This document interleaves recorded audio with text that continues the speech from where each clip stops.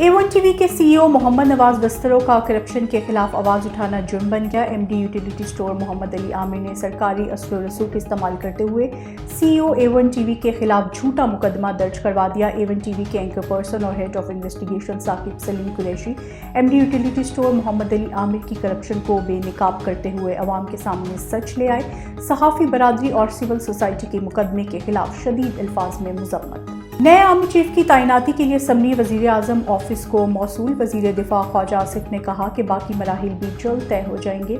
ISPR के मुताबिक पाक फौज के सीनियर तरीन लेफ्टिनेंट जनरल्स की असम्बली भेज दी।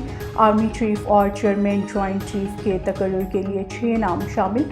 ज़राए के मुताबिक असम्बली में लेफ्टिनेंट जनरल आसिम मुनीर अहमद का नाम सर फहरिस्त है।